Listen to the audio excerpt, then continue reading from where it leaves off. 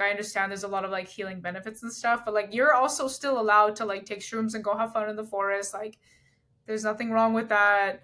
You're not a bad person.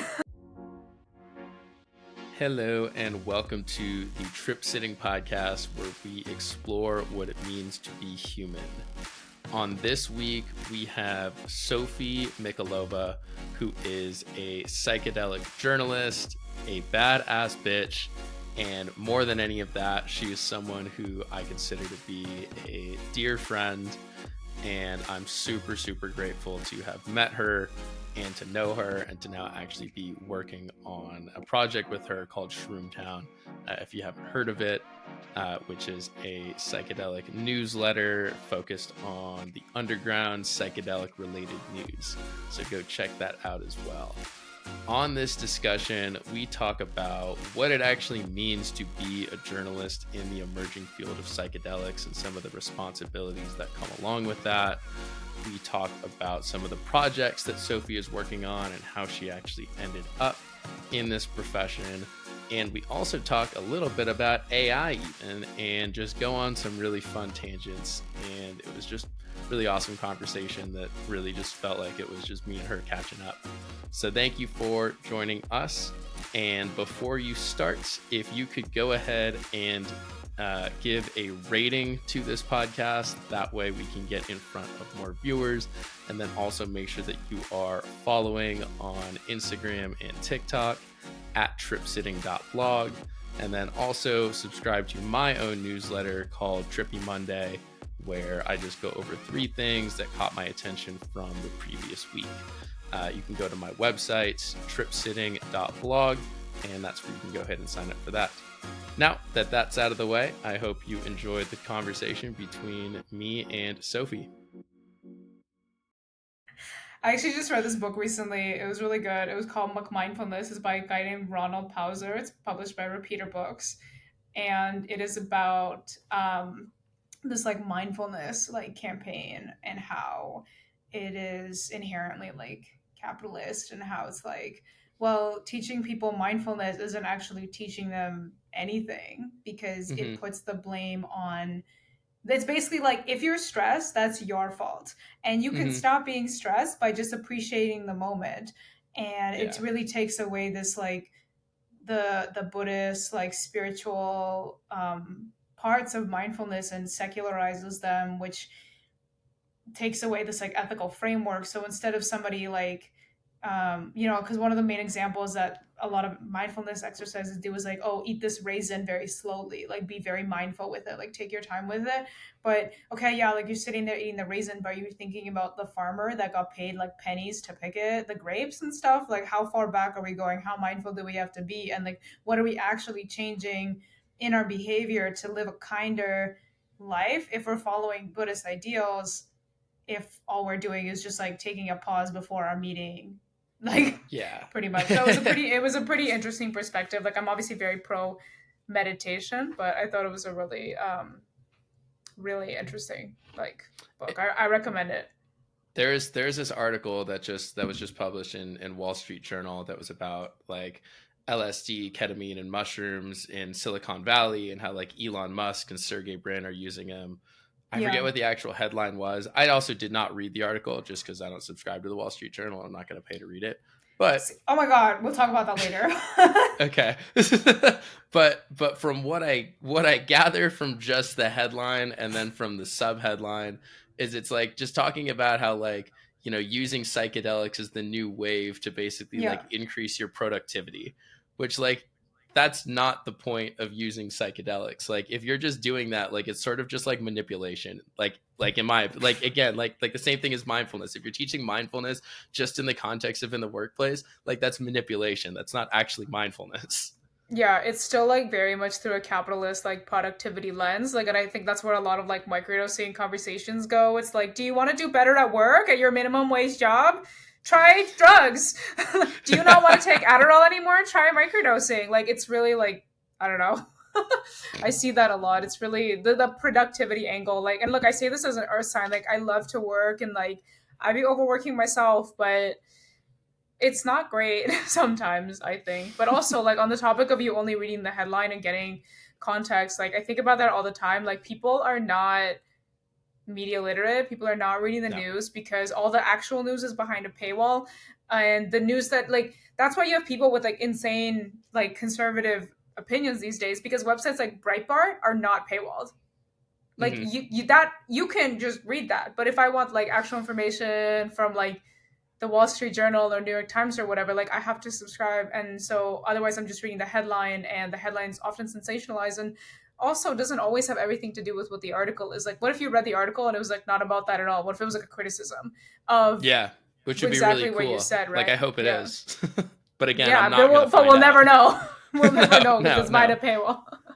I no. So actually where? I subscribed. mean, do you? So where do you typically go to get your news? Like, if you don't subscribe to these things? So I actually subscribed for the first time. I finally like I was influenced and I subscribed to the New York Times because it is $2 a month for like the first year. So it was like okay, slay. So I read that because the articles are really good. But if I want news and like I'm just gonna be real, like I try not to watch the news because it is super negative and very depressing. My news comes from this like YouTube channel that my partner watches where a guy breaks down the news, like the major Hmm. headlines. So that's where I'll like get any information, but I really try not to like consume news media. And I'm like you, like I read the headlines and I'm like, damn, crazy. I really don't want anything to do with that. And I used to follow this like Twitter account that was like good news. So it'd be like, oh, the puppy like was found. You know what I mean? Like things like Hmm. that. So or like happy butterfly picture. And that's really where I try to get my information. Yeah. So If I, moving. No, no, no. Keep going. If you had something else. I think that was about it. I just like yeah, okay. The we live in a society like we have to know the news, but I feel like if it's really important, somebody's gonna tell me. I'm 100% the same way. Like I definitely used to pay attention to the news a lot. Like, and honestly, most of my news usually came from Twitter. Yeah, And that's where I would consume most of my news. I would, something would happen, and then I would go and just see like a bunch of other people's opinions and see like the news networks that would post their articles, and then maybe I'd read a couple of them before they were paywalled, and that was how I would get pretty much all of my news. Now yeah, I really don't care is the thing. Like, I'm the exact yeah, same way. If something's that important, somebody's going to tell me, and then like I'll be like, damn, that's crazy. But like, yeah. for the most part, most things that I think in general, things that don't really have to do with you, like, you don't always need to pay that much attention to. And I think that that's also a very privileged thing to say as well. Oh yeah, And yeah, like, I yeah. do I do recognize that, like, I get the ability to say that, but like, given the fact that there are so many privileged motherfuckers, like, I don't know, maybe just realize that and like understand that because you're privileged, like, you don't have to have like an opinion about every little fucking thing that Oh doesn't my have to do with you. god. Yeah, you don't need to have an opinion about everything. That's kind of the main thing. Like not only do you not need to have one, but it's better for you if you don't. Like just and it's probably better for like the internet pollution. Like and nobody cares, right? Like do people need to see your tweet about what you think about the Twitter update? Like do other people need this? Is it kind? Is it necessary? You know? And Yeah. like look, And again, that's like I'm all over the internet too with all sorts of silly opinions. So sometimes you're just screaming into the void for fun. But no, you yeah. don't need to have an opinion on everything. And But I also but think, oh no, sorry, go ahead. I'm all for screaming into the void for fun. Like, if you're just doing Right. it for fun, like, there needs to be more of that shit, like, just for fun. But if you're doing it so like you can, engage with people or like piss people off or like, again, like, if you're Yeah. doing it for other reason other than just specifically for yourself, like, then that's where I just disagree with it completely. But like, when you're just doing shit, like, again, to fuck around, that's Then fun. whatever, Like, go crazy, do whatever you want. there needs to be a lot more fucking around. Yeah. Oh, you know what I think though? Like the main issue with the news is that like I don't think that it's natural for us as humans to know this much information at once. Like we don't Hmm. need to know about every atrocity happening in the world in real time and to have like a solution or an idea or an opinion on it. Like it's not natural. We never used to live in a world like this and our brains can't process this many things at once. That's why everybody has like low attention spans because you're on TikTok, you're on Twitter, you're on the internet, you're getting all sorts of news plus you have your own regular life. And every time you go on the Yeah. news some new horrendous thing has happened. Yeah, I mean that's why going back to I guess the mindfulness conversation, like that's why mindfulness itself is actually like a very important practice to have is because like Right. you take the time to realize that like your brain has all of these thoughts about all of these different things that we don't need to be thinking about. Like we just simply shouldn't be thinking about. And again, 500 years ago, how, even 100 years ago, like you didn't think about all these things. Like you had You no didn't idea have that this these many things were thoughts. happening. Exactly. You just had like you and your like immediate surroundings in your town, whatever you're doing, whatever you're specifically working on, but like you don't know what's going on Like two 20 towns miles away away. from you. Yeah, like because I mean it just doesn't make a difference. And like just because we know what's going on in all these different places at all times doesn't mean anything. Like we don't need to care about these things. If everybody No. just took more time to focus on just themselves, I think a lot of these problems would simply just kind of repair themselves. But everybody's too worried about all these other things that have nothing to do with them. And then everybody's just kind of wondering why the fuck they have no idea. Like, I mean, everybody needs to be on Adderall. Everybody needs, fucking SSRIs. And like, it's not really a surprise. Again, like, as you said, we're not Hmm. meant to have all of these things inside of our brain at one time. Yeah, like it's like that Ram Dass quote, right? It's like, what's the best thing that I can do for somebody else? It's to focus on myself and be a better version of myself.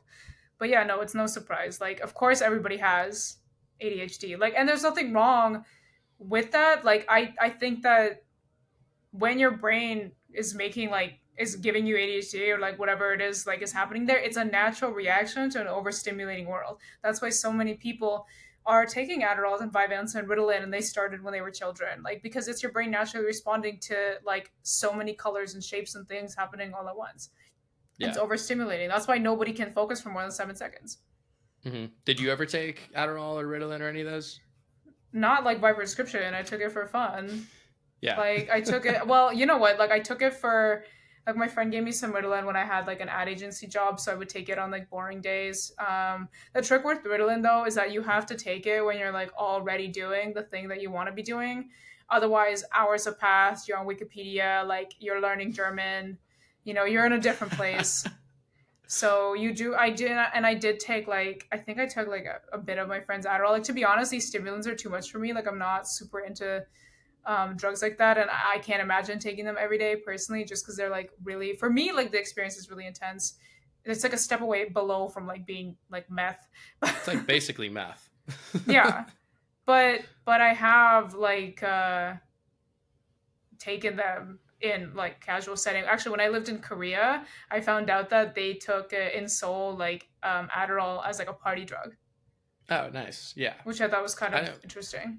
Yeah, I know a lot of people in college that well they would take it to study, but then they would also take it like as a party drug too, like when they would be Oh, going out.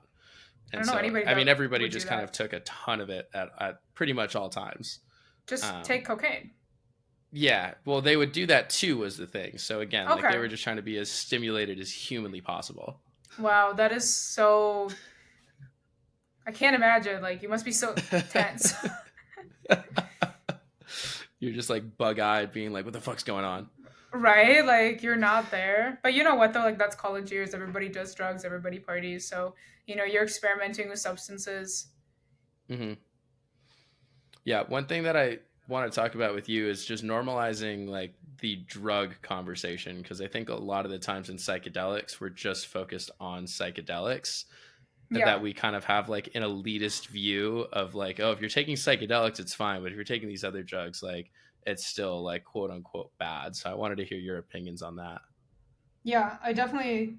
This is something I talk about before. Like, Dr. Carl Hart popularized and coined the term psychedelic exceptionalism, which is basically what you're talking to, like, about it's that psychedelic drugs are given some sort of like special spot in society, and then you have people users of other drugs that are not treated the same, and it's kind of more stigmatized and stuff. I wrote a section about this in an article I'm writing that's coming out soon, but I think it's going to get cut just because it's not relevant.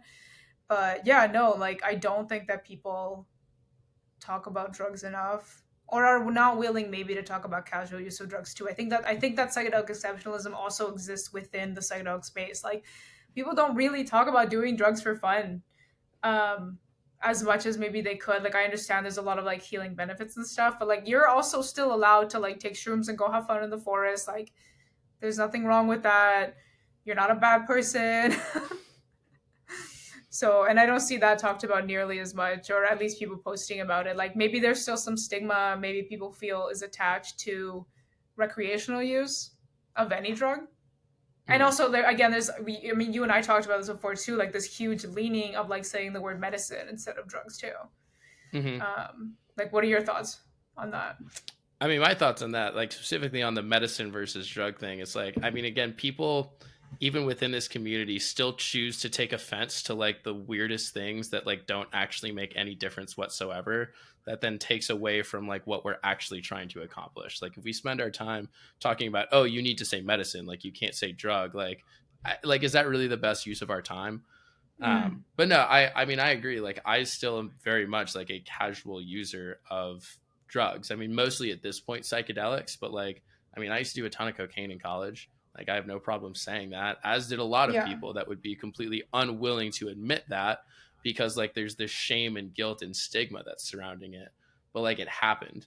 And like, one of the biggest things that psychedelics have taught me is like, we need to just accept the truth for what it is, like without judging it.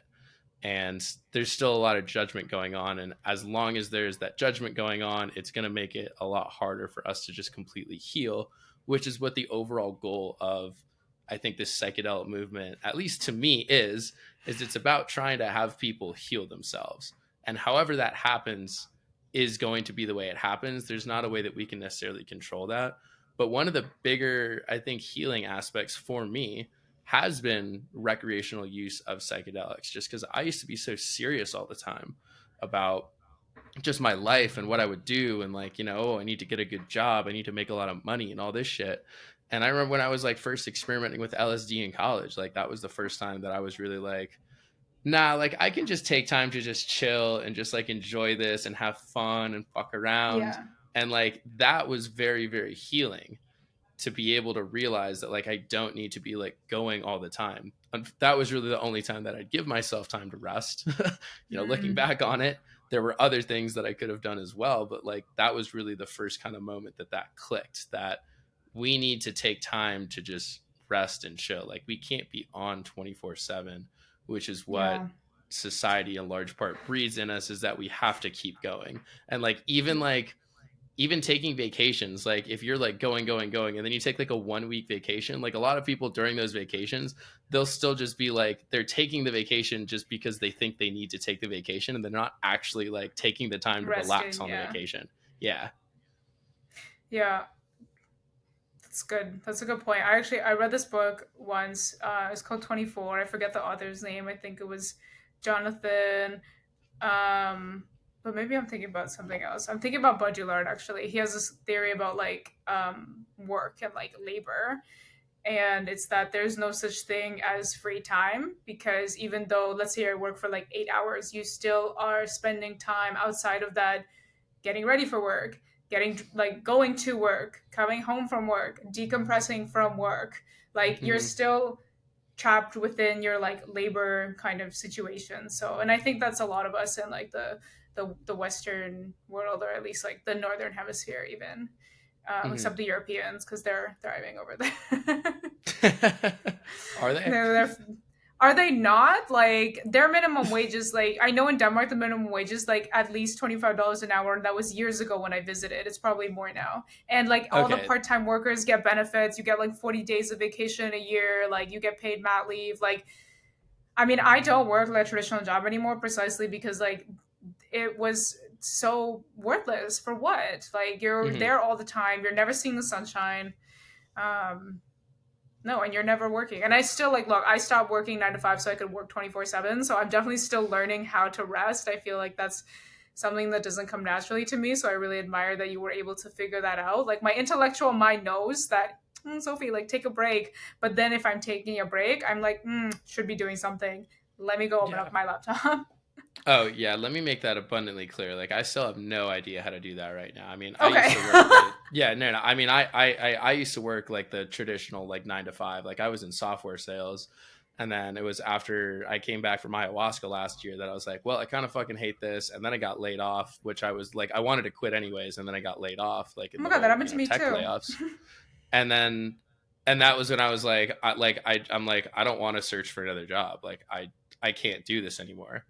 Like I Right. can't, but so like now I'm also in the mode of like, basically sort of kind of working 24/7. Like Yeah. everything that I do has some sort of purpose. However, I did just start working as like a restaurant host. That's just to like have something That's to do that cool. like directly pays me money. Yeah. I never done anything in that industry before, but like Oh, going welcome to back to that nine to service. five, yeah, services. It's certainly interesting. Um, I that'll still work service definitely sometimes. Like I still you bartend do. sometimes if I yeah, because I like getting paid in cash sometimes. Mm-hmm. Um, it's because like well like because I freelance full time, so like a lot of the time I'm by myself, so I like bartending every now and then to like socialize. Also, because I Mm-hmm. like getting paid in cash, like with tips and stuff, and because I pay my nail girls in cash, so I don't pay tax. So Yeah. What's it like it's just bartending as somebody who doesn't drink anymore? yeah, I am not a good bartender, so it is challenging for me. I always get put on the slow bar, which I like. Mm-hmm. I bartend at a concert venue, so it's fun because I get to watch the shows and like they don't usually go late. So like it's not like I'm bartending to like 2 or 3 a.m. and I'm not doing it super often. I don't mind like being around alcohol or drugs or any of that if I'm not participating. Like it took me many years to be able to get comfortable with that, so I don't mind, and I like chit chatting with people. But yeah, no, Mm-hmm. like I still do service sometimes. To be honest, I think everybody should do a service job at some point to see what it's like to be on the other side of that. I completely agree because like there are some people that like again like you really learn that some people really do expect the world like they do think the world truly revolves around that and I'm like damn you could use a really nice ego death but I'm Yeah, not gonna force damn like that'd be LSD in really the good for water. you uh-huh like I wish that for you so much but yeah I mean having to deal with just all these different types of people that like expect all these different things and like it's funny anytime I go to a restaurant I'm the most like oh no take your time like I'll wait 15 minutes like please like do this oh you got my order wrong that's fine what you brought me was really good like I You're actually like, I like don't this care. You're like perfect. yeah yeah Here's a like you are 30% tip. amazing Clearly, yep you're a dumbass and you can't handle it. Here's a huge tip. yeah like I'm so sorry I hope you get better thank you so much here's all of my That's love in the very world millennial. That's very millennial of us, though. Like to tip, uh-huh like, oh, the server did such a bad job. He's obviously a moron. Huge tip. Oh, the yep server did such a great job. Huge tip. Like yep it doesn't matter. yeah So like 20% is the absolute bare minimum tip that I will be leaving anytime I go out which is yeah, I funny do like like 18, but as the bare 18 minimum. 18 is my okay bare gotcha minimum. gotcha you do the math every time or No, because it gives you the button. But, oh like okay tipping oh culture yeah is its fuck own yeah conversation. Yeah, if it gives you the button, like if it's just like the bare minimum, yeah, I'll give you Mhm. 18%. If you did really good, like I'm more than happy to tip 30% if I had like a really sassy waiter Mhm. or like a great chit chat, or if you give me a compliment, 25 easily. That's Like it. It's easy. it's so easy. Oh my god, I love your nails. Oh my god. Here you go. Done. Here's my credit card. Money. Money. Let me reward you with this capitalist society. Here's Yeah, money. like That's let how me I pay you reward for a people. compliment. Honestly, I wish I could Mhm. like hire somebody to like walk around and just give me a compliment like periodically. You know, just like a little ego boost. So, Mhm. I mean, I know you can like set alarms to do that actually, but I feel like it's different if it's coming from somebody else. I have my Alexa, like I have an Alexa in my room and like she like turns on and off my lights and stuff. And so when I say good morning Alexa, she says good morning beautiful because I want her to call me beautiful every time I wake up. I want an Alexa, but I want like Apple to make an Alexa. Like Gotcha. I want like a big Siri. Mhm. Like I'm I want surprised on they my haven't actually. I'm actually I really know. surprised they haven't done that because like Google has theirs, obviously Amazon has theirs. So yeah, Apple definitely kind of I'm sure they've Yeah. thought of it. The Google one, my mom has it, and it's not that good. I don't really like talking to it. Honestly, I don't like talking to the Alexa very much either. Like I pretty much Oh, use her for that one thing and then I ask her what the weather is going to be. And then like she'll usually be like, "Did you know I can do this?" And I'm like, "Alexa, shut the fuck up. Like I didn't want to know that." do you feel bad when you say? Do you say thank you to the Alexa? Do you? And like I Sometimes I noticed you do. call her a her. Like, is do you personify it? I think I do, but like I do it knowing that I'm also personifying it, because like I will also say, like I'll literally say, Alexa, shut the fuck up, like seriously. Like I I will feel I will talk very very mean to that thing just because I know that it is a robot and it does not have feelings. So like I need to get myself out of thinking it does have feelings. oh, but what if it develops feelings and then what are you gonna do? Okay, well, She's gonna remember that you were mean to her.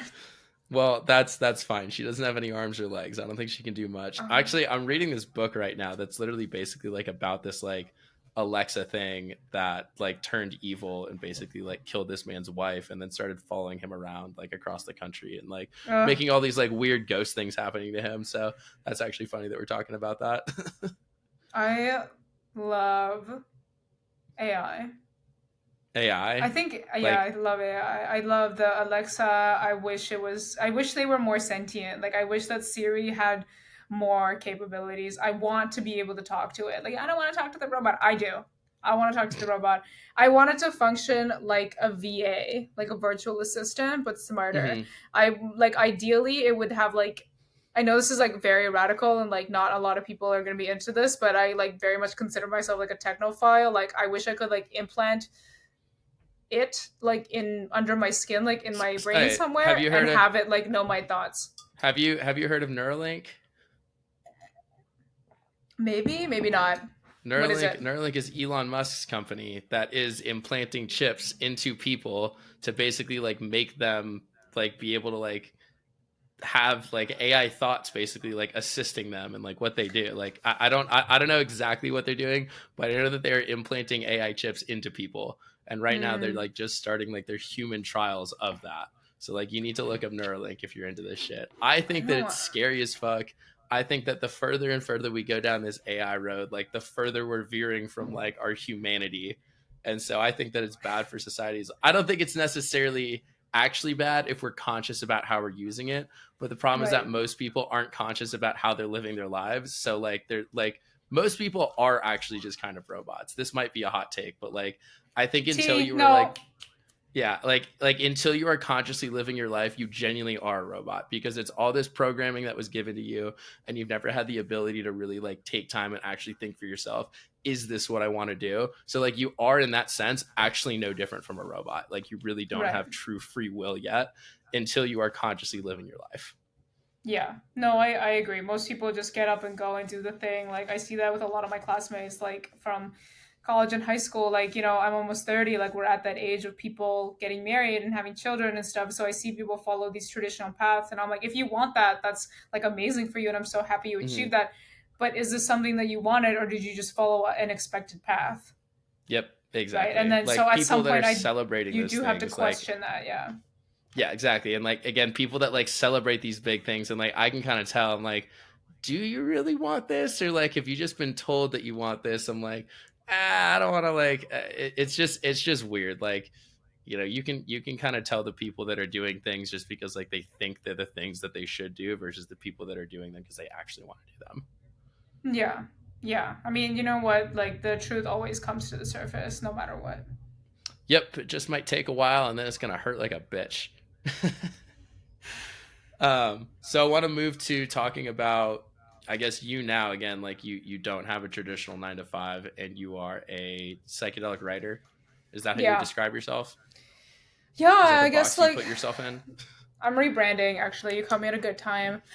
I had like an epiphany the other day and I was thinking about all the things that I do. So like I do social media, like I've been working in social media for a long time. I do SEO marketing, like digital strategy, obviously, plus I do journalism and writing and like, I have my own podcast now. And I was thinking about all the stuff that I do and like the offerings basically. And I was like, wow, all the one thing that all this stuff has in common is this like theme of storytelling, right? Like I'm always trying to do storytelling, whether I'm interviewing somebody for the podcast or I'm helping somebody build their brand with social media and their strategy, or I'm writing an article. Like the theme is storytelling. So, and I really like that. So I think I'm gonna start kind of using the word storyteller a bit more in my bios and because I do feel really identified with that right now. I've always been writing ever since I was a kid, and it's just taken on many different shapes and it's existed in many containers. Like writing copy is different than writing stories and articles. It's different than writing a podcast or figuring out a script or whatever. So and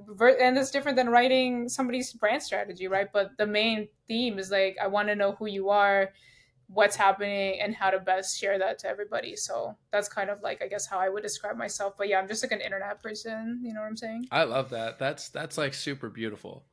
Um, like the idea of, again, like you haven't necessarily let others also kind of like put you in a box and like label you based on like what you do, like you understanding like this is actually what I do at its core, and like the Yeah. root of what you do is storytelling. Like it's not just, again, podcasting, which is new. Sophie Land podcast, everybody check it out. It's not just writing articles, it's not just social media. Like all of those things are at its core just telling a story. Yeah, it is. It is just telling a story, and that I don't know. That was like a very pivotal like realization. It was just very Mhm. few days ago, and I was like, oh my god, is that who she is? Because I feel like at this time Who is period, she? like between who is she? I honestly every day I'm like, who the fuck is that? Like between like 27 to 33 is such a pivotal time in your life. Like you're going through your Saturn return, you're turning 30, which is a very big like monumental age. It's a milestone age for a lot of people. It is for me. Like if I could look Mhm. at myself at, a few months away from 30 to how I was a few months away from 20, like I don't even know who that person is. Oh yeah, fuck. It's I been mean, like, I'm only 26 right now, so like I'm about to enter my Saturn return soon. yeah, you are, and that's gonna But be I'm monumental. scared. Like, don't be scared. It's gonna slay. During my Saturn return, I moved to Asia, Yeah, that's crazy. Yeah, you did move to so Asia. you can also do that. Yeah. So how did you originally get into like psychedelic journalism though? Like basically specifically writing like psychedelic themed content. I mean, I was always writing. Like, I worked in the music industry for a long time, so I did a lot of music writing. And to be honest, like I've always been doing drugs. I started doing drugs when I was younger, and they've always been a pretty pivotal part of my life. And like a huge cornerstone of like having fun for me. And then I was like, damn, like I'm doing too many drugs. Like we need to slow back. So I had to stop doing drugs. I actually ended up going to NA for a while. And then once I got like clean and sober, I was able to have, I guess, like hang out with people who were doing drugs and not do them. And then I was drinking again, but like normally. And then I just decided to stop drinking altogether because I just need to save money. And now I don't drink at all because I just don't really feel the desire to.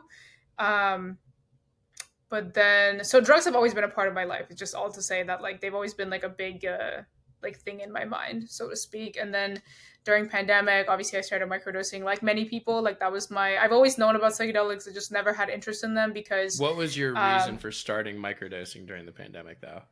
um I just heard about it. I wanted to do drugs, but I didn't want to like do party drugs, I guess. Like, and I Mhm. heard a lot of people were talking about psychedelics. Like, obviously, I had always known about like mushrooms and stuff. Like growing up, like you know about these things. I just like had no interest in them because I didn't like the idea of like hallucinating and having like an out of control experience. Like I didn't Yeah. want that from myself. So the furthest I ever went with things that gave you a really like intense high was like doing like a shitload of MDMA.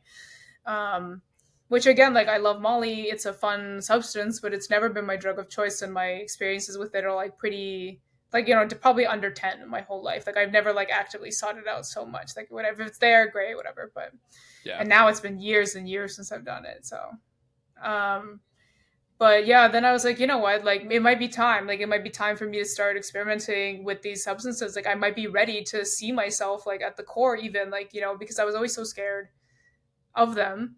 And then I started microdosing, and because I was bored in pandemic, like everybody else, I was bored and I was depressed. Like you're stuck inside all the time. It's like fucking cold. The whole thing was just not it. And then I was just like experimenting with higher doses with my partner. And then I just found that microdosing was really helping me with my mood. And I also was into growing my own mushrooms at the time, like my own functional mushrooms. Mhm. So all the psychedelic stuff kind of came like as adjacent to that. Like at first I got really into growing my own functional mushrooms and just like mushrooms in general. I got super into fungi. And then people were like, oh, well, what about magic mushrooms? And I was like, oh, I don't really care about them. And then it just kind of spiraled from there. So, Yeah. because I was into normal mushrooms way before, and I was like, Mhm. but no, definitely growing them. top tier experience. I really think everybody should be growing their own functional mushrooms. It's so easy Yeah, I need to and start doing fun. the functional mushrooms. I've just been starting to grow my own magic mushrooms, which has been a fun experience for sure. I definitely But want to it try does that. make me, but it does make me now want to start getting into like other types of mushrooms, just because honestly, like it is really fun. It's fun, It like is having a fun and connection it's to the things that rewarding. you eat too. Yeah, exactly. It's very very rewarding. And even with these like magic mushrooms, like now anytime that I take them, I'm like, damn, I grew this. Like this is Yeah. sick. Like I have a personal relationship with these mushrooms. I can just buy them from some dude, and then Yeah. just eat them to get high. It's like I saw you before you even existed, and like now I you're saw here. you before you were born. Yeah, they're like my children, but I just get to eat Aw. them. You get to snack on them like a Yeah. lioness. Yeah, exactly. So how do you decide now like what you're going to write about? Like do you work with like publishers that are like, hey, like we have these topics that we want people to write about, and then like you pick them, or do you come up with your own ideas and you're just pitching them? Yeah, so for articles, I generally pitch my own ideas. I have a lot of opinions, and a lot of them are not always going to get published, which is why you and I started Shroomtown and why I have like my own newsletter and Substack and stuff like that. Just because like not every pitch is going to go somewhere. So I just think it's healthy and like good to have any outlet to share your ideas. And I'm very pro like citizen journalism and independent reporting and stuff like that. But yeah, I do pitch my own ideas. A lot of it is like opinion stuff. I'm getting more and more into like reported research because for a Hmm. while I was doing only opinion stuff and like historical stuff. So just like writing and doing research without interviewing anybody. But now these days I've been pitching more things that require interviews and talking to people and longer form pieces, which I feel like is where my strengths are. Like anything over like 2-3 thousand words, like that's really where I can feel myself Yeah. thriving the most. So yeah, I just pitch it to whoever I think will fit, and it's not just psychedelic stuff too. Like I'm pitching travel content as well, travel, well not content, like travel articles and ideas, and just I don't Hmm. pitch as often as maybe I should. I used to pitch like once a week. I've kind of Hmm. like let that fall back, but I'd realized that like it's best for me if I don't force it, like because journalism is not my primary source of income. It's a lot better for me to pitch the ideas that come with me when I have that like inspiration, and then I'll pitch like a lot because I have all the ideas instead of forcing myself to sit down and be like, okay, what's my pitch Think for of the week? ideas and then I have to Like pitch let me them, rack and my brain and like try to piece something together. So it's a lot better for me to honor the creativity, especially like I said, because it's not my primary form of income. I think for full-time freelance journalists where it is their full income, like their main income, like it might be a little bit different, especially because it takes so mhm. long to get paid in journalism. um, but for me, like I definitely have the privilege of kind of just being able to write about what I want and when I want, Yeah. which is a blessing. So yeah, no, for sure. And something that we talked about earlier this week, and I know you might be writing something about this, and you pitched it before, so I don't know how much you want to talk about here, but I wanted to ask you the question: do you think that public perception informs the media, or do you think that media controls the public perception surrounding psychedelics? I don't know. I asked that question to you, and like I still don't really have an answer to for it myself. I think that media and the public have like a very symbiotic relationship. I think that each reacts to the other. So to me, it's kind of like a very like chicken and the egg question. I Hmm. think that the media will start posting things that they see other people posting about, and it's more easier to do that now because of social media, and you can see like what's trending and what people are talking about, and there you have something to report on. But I also think the media, or not the public, like will react directly to what's published in the media. So like who controls the narrative, right? Is the media just reacting? Is the public reacting, right? But I do think Hmm. that the media, I think, has like maybe a bigger role, I guess. Just because we've seen it with psychedelic reporting, right? Like we've seen it in like the 50s and 60s with like very positive articles, oh, LSD research, like all this stuff. And then 66, like shortly after, the 70s, 80s, 90s, oh my God, the dangers of LSD. People are dying from acid, This like is all your drugs brain are on bad. drugs. War on drugs, exactly, like propaganda, basically. And now what you're seeing is psychedelic renaissance. Oh my god, is psilocybin mushrooms the cure for long COVID? Will, like, is it a cure for everything? You know, like, it's in a way also like almost propaganda, because it's very, very positive and there's not a lot of criticism published. But then again, like, maybe we're just reading the headlines and we're not reading the articles, right? Maybe there is Yeah. criticism out there. um Well, and and we then just and don't then a lot know. of the criticism that I've seen has then typically been like way too far the other way of like, oh, Yeah, this it's like person took extreme. drugs and then they became schizophrenic and like now they're, living in a mental hospital. Oh I'm my god, like, I know. okay, It's like yeah, I like smoked weed and now I'm gay. Like, yep. Yeah, God forbid. right? Like, that's what happened to So me. yeah. Yep, that's okay, there we go. Now we're getting Yeah. to the root cause of everything. Yeah. No, it's interesting. I think that, like I said, like we talked about this too, like we don't really pay attention to the news, but you kind of have to, in a Mhm. way, right? Like, you do live in a society. I think I just see a lot of articles that seem to say like very extreme things. And if the headlines are something to judge by, which, let's be real, that's what most people are reading, Mhm. they're intense, like they're intensely positive. And I think that poses a risk, right? Because then you have somebody, not even just like me and you, but you have somebody who's in their 50s and 60s, who's maybe their son or their child died and they're dealing with some depression, and they're reading this article, and you're like, oh, John like took psilocybin and he cured his depression. So now you have somebody learning about these substances for the first time, maybe being open to curious about trying them, which is amazing if that can help them. But what if they don't have the medical, like, background that would allow them to do that, right? Like, that you have somebody who's putting themselves in danger. So I do think that it's risky to not to sell things as like such a healing or like this Yeah. magic cure, which is what we're seeing a lot in just Yeah. psychedelic coverage in general. Yeah, which is it's so interesting. I mean, like I get why there's maybe a reluctance to talk about like just using these drugs as drugs and like how Yeah. like, like the only road to legalization and decriminalization is the healing route. Like that's the only reason why any of these are being given sort of like any thoughts as far as like should we decriminalize these things is because they have the ability to heal, not just because like they're not harmful. It's because they have to actually have like some sort of purpose in the government's eyes to be able to like be used as like a legitimate substance. But like I mean Hmm. even that to me is like a little bit fucked up. Yeah. Like, why? I mean, it's a plan. But yeah, no, I know, I get it. Like, the government needs some sort of like justification. Is that what happened with weed?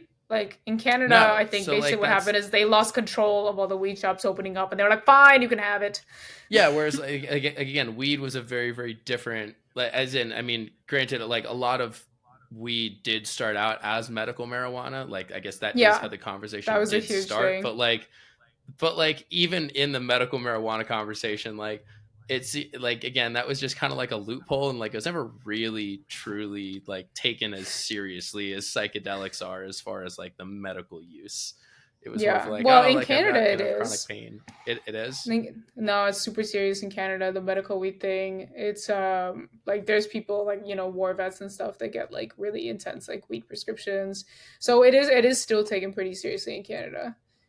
There's Um, definitely a lot of people here that do like need like medical like cannabis in order to survive and like live their lives and stuff. But as far as like the percentage of the population that truly needs it versus the people that are just like I just want to smoke weed, man, it's yeah, like a lot different. that's how a lot of the dispensaries operate here, like the mushroom dispensaries. So they'll open Hmm. up and you go and sign up and you're like, oh, I have like chronic pain, I have migraines, I have anxiety, I need it. Which again, like these are fine and common reasons for seeking psilocybin in the first place. Like if you're buying it for like the healing or medical purposes. But Hmm. yeah, it's just like another loophole that they've Well, so created to you've like you sell drugs to people. you've put together a list of like a bunch of mushroom dispensaries in Canada, right? Yeah, there's so many Got it. now. I How so Yeah. so so how exactly did those work? Like do you like are they legal or like can they just be No, shut down at any given moment? Okay. No, they're not legal. They can be shut down at any moment. It's just like, and they are in some places. So, like in Vancouver and Toronto, they seem to last for a while. But in Hamilton, which is like a city just outside of Toronto, they get shut down in like 2 hours when they open. In Winnipeg, which is a city in Manitoba, which is a province in Canada, it gets shut down. I'm saying this because nobody knows anything about Canada, so I have to like give context.